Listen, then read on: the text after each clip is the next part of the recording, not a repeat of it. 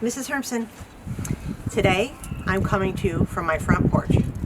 Sunny Fairfield. I'm outside today and I'm going to give my summary from out here. Why? Because I can. One of the best things, possibly the only great thing about distance learning, is that we can come outside, get some fresh air, take walks, and this I have to say is really pleasant right now. Great weather. All right, enough about the weather. Today, what we're going to do is we're going to shoot a still life. Now, I understand that we have limitations. Some of us have certain things at our house, others have other things, and guess what? We can't go out and get any new things because we are quarantined. So in any event, we're going to make a choice today. You're either going to shoot fruits and vegetables or you're going to shoot toys. All right, maybe you have toys laying around. Maybe you have little brothers or sisters that have some toys laying around. And maybe even your mom has little tchotchkes or little trinkets, and they can be used for this still life as well. All right, so maybe your mom has little Hummels, or she's a collector of certain things. So little figurines, that kind of thing. That might work too. I'm going to use fruits and vegetables. Now, you might think to yourself, fruits and vegetables, really boring. Well, think back to our apple shoot and some of the results that we got that were pretty incredible. We had a variety of different setups at school. We had strobe lighting. We had those little lights with the table that were on the that were set up, on the sweep, or set up next to the sweep. We did use some natural light, but we really explored the apple a little bit. So you've had some exposure with this, but now we're going to use just natural light. We're going to use either the fruits and the vegetables or the toys that we have in our house, and we're going to do a makeshift studio setup for ourselves. Now, I'm going to use a black pop-up backdrop that I have. So you might think that's cheating a little bit, but you know what? I've been down your road before, and I've already experimented with a lot of the things that I'm going to ask you to experiment with. But instead of a black backdrop, you may want to substitute that for, say, a tablecloth or a sheet or a blank wall or maybe a piece of mat board. All right? Same thing with the tabletop surface. You may have a nice tabletop surface to work with, but if you want to, maybe you want to look around for a piece of cardboard, a nice looking tablecloth, or one that might complement your still life, a piece of mat board or a piece of paper, maybe another plain solid color sheet. That might work terrific as well. So because we all have different resources to work with, you've really got to think outside the box. I'm not handing you a formula because I don't know what exactly you have at your house. And that's what's going to make this learning so exciting and so enriching. It really is going to force you to stretch your mind, to actually try to think of some creative ways that you can make this image work, that you can make it really powerful with what you have to work with. Some of you don't even have DSLRs, digital single lens reflex cameras. Some of you have to use your cell phones for this. Most of you do. Many of you do. So that in itself could be a limitation, but it could also, it's really going to teach you how to crop by using your phone, creating thumbnails, really looking through that viewfinder, changing your perspectives to create really interesting images, possibly using the portrait mode or possibly using the photo mode on your cameras. So you really have to choose what you're using, use what's at your disposal is a better way to put it. Use what's at your disposal to create a really great looking image. All right, I got my fruits and vegetables out. I put them all on the table. I'm not going to lie to you. Typically, I don't have this many fruits and vegetables around, but I decided to make a chili this week. So before I cut them all up and make my chili, I'm going to shoot them instead. All right. Typically, you'd find many more snacks at my house, like Fritos, Doritos, maybe a few brownies. I know that, it doesn't look it, but I'm a snacker. I really love my snacks. Maybe we'll photograph those next week. All right, so we're going to go on inside. We'll go on inside together. We're going to start the process, and, let's get shooting. All right, let's go. Okay, here we go. Come on into my house. Oh, actually, it doesn't look too bad right now. We're going to mosey on over to my kitchen, which is over this way. All right, and here are all the veggies on my counter. and the fruits. Okay, I grabbed a banana, I see a couple onions, whatever I had. All right, we're going to be making chili soon. So actually I had quite a few things. My daughters like those apples, and one of my daughters likes the yellow peppers with some hummus. And as you see, here's my Clorox wipes sitting there waiting to be used. All right, let's go see where we're going to set these up. Okay, so over here in my dining room, this is actually where I've been doing all my distance learning stuff. All right. I set up a backdrop and a piece of black mat board. Now, mind you, oh, hang on, a little out of focus here. Mind you, I know that you probably won't have a black backdrop, but what you can use is a blanket or a sheet or something like that. Now, here's my window. So my window light is going to hit the light over here onto the object when I put it on top of that black platform. Okay, so let's see what happens. I'm going to go get my fruits and vegetables. Okay, kids, I'm back. I was just in the kitchen and I gathered up all my fruits and vegetables and I put them in my laundry basket so I could carry them over here a little bit easier. So here they are. Don't be lazy. You know, grab a bunch of stuff. Don't grab one or two things. I have no idea what's going to look the best right now. So here we go. Let's give it a try. Okay, I don't know. Out of my laundry basket full of fruits and vegetables, I picked the onions. I don't know. I like how the white. I think I'm gonna like how the white looks on the black, and the nice red peppers. You know, pepper always looks pretty good in a photo. So this is. I'll start with the one type of vegetable maybe at a time. And then as I get better and better, and I really start thinking about color and composition and all that, I'll choose multiple vegetables. All right, kind of like a photo vegetable salad, I guess. Okay, so let me get started. Okay, I'm going to try this again. I don't know if you can see me. Hi, I'm here. I am going to set up the peppers in a way so that the composition has a nice balance to it. I have 4 peppers right here, but I'm only going to use 3 because as I was playing around with setting up the peppers, this is just my first attempt. I'm going to see if in fact I like the way that this looks. I think sometimes less is more. So if I put this pepper in, I lose this nice shape right back here. So I'm going to keep the peppers actually to the number of 3 for right now and play around with this composition. Then I know that some of you don't have a camera to use, so you're going to use your cell phones. So what I want you to do is, I want you to play around with the exposure on your cell phone. And I'm not sure if you know this, but if you hold down, you can actually bring the exposure down or bring the exposure up.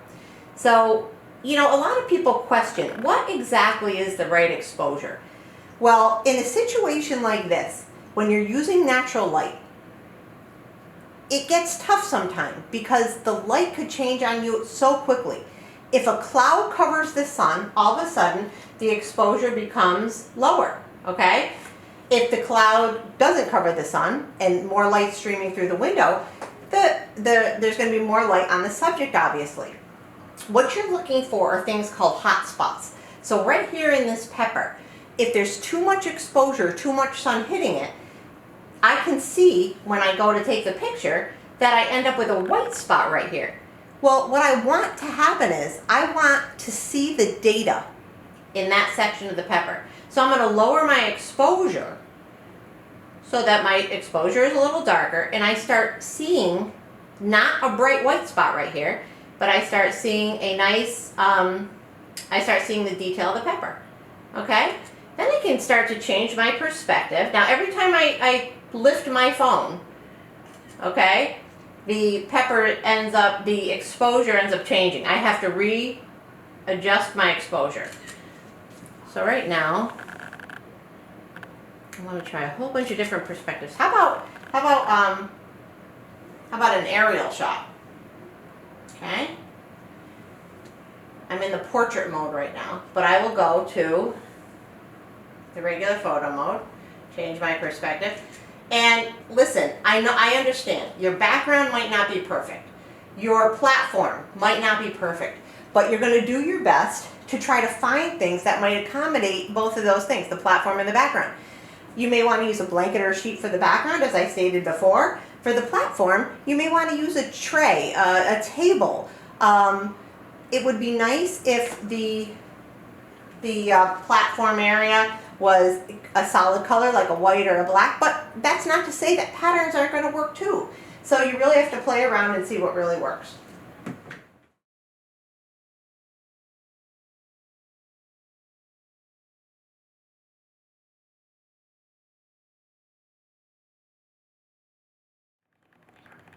Okay, I've got my DSLR out right now, and I'm going to take some photographs using that. Just to let you know, I have my ISO set at 800 right now. I have my f-stop, my aperture. Now I'm doing a portrait of a pepper, so normally I'd like to start at 8, and I did start there, but I had to go all the way down to 5.6. Actually, I'm at 4.5 right now to get my exposure to work with a shutter speed of 40. Okay, so that's what I got going on right here. So again, because of my natural light situation, I'm in the middle of my dining room, no extra light sources, and I'm sort of blocking the light coming in from the window, that I had to go a little bit lower. So anyway, I'm getting a little bit bored of the peppers, so I threw a couple of onions in there as well. So we'll see what ends up here. I'm gonna go over to my fruit basket, my fruit and veggie basket, and see what else I have to work with, because I'm getting a little bit bored of the peppers. So here we go. Okay. All right, everybody. I got an onion up on my platform, as you see. So now just a reminder, I'm only using natural light here. I got nothing that fancy, as you see. I kept my backdrop as not fancy as possible. I could have put a solid color sheet or a blanket up, like I said, but I'm using my little black backdrop. I know it's a little bit of a, that's a little bit cheating, because you guys don't have that black backdrop to work with. But you got to figure out something for your own self. All right, then you're going to notice a lot of crumbs start to happen here.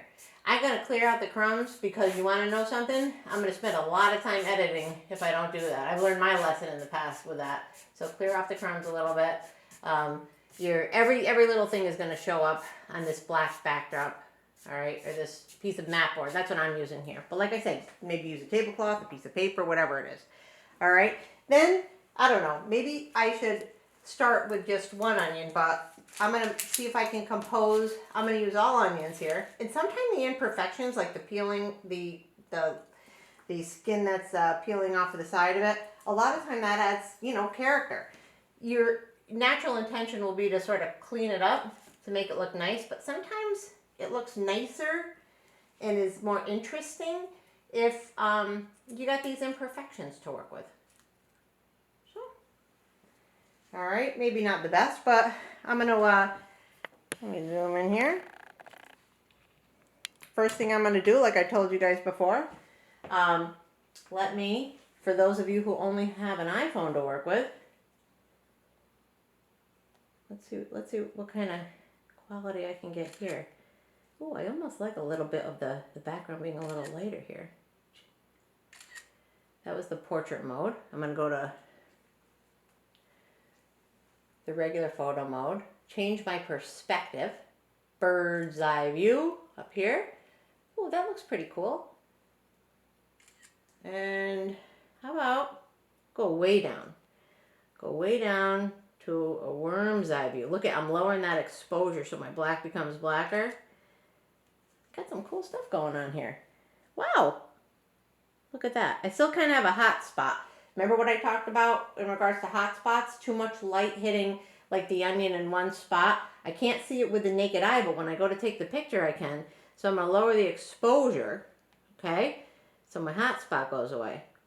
You guys, this is actually pretty cool looking.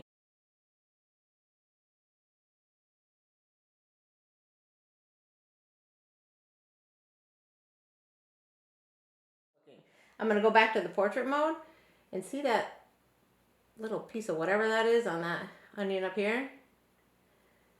Let's see if I can,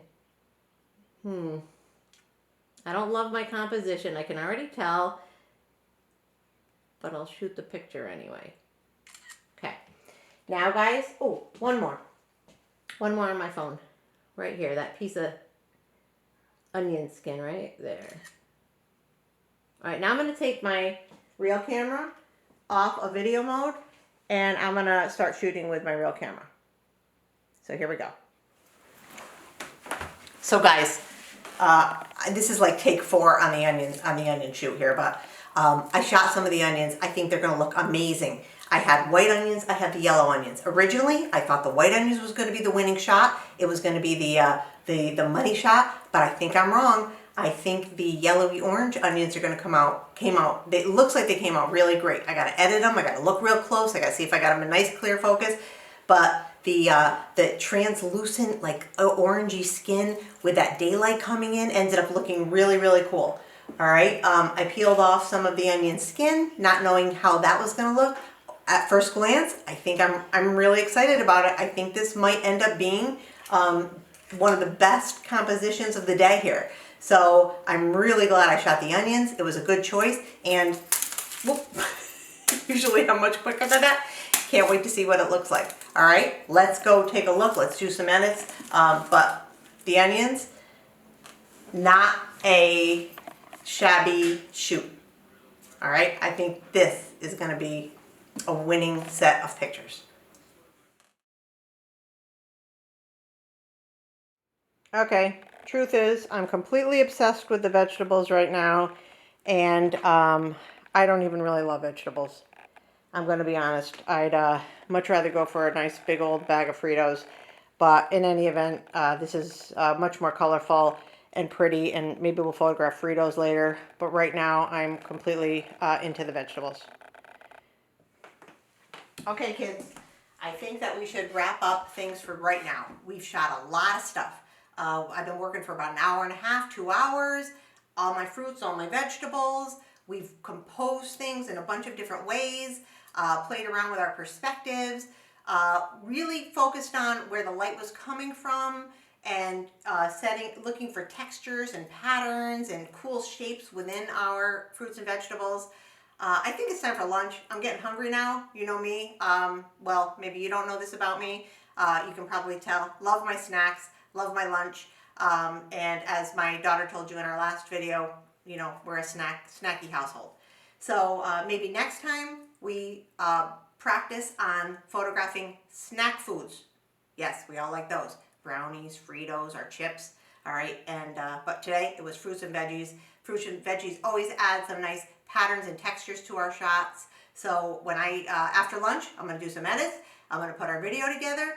I'm going to put our videos and stills all together, and let's see what we ended up with. I'm excited. I hope you are too. Until next project, so long and happy shooting.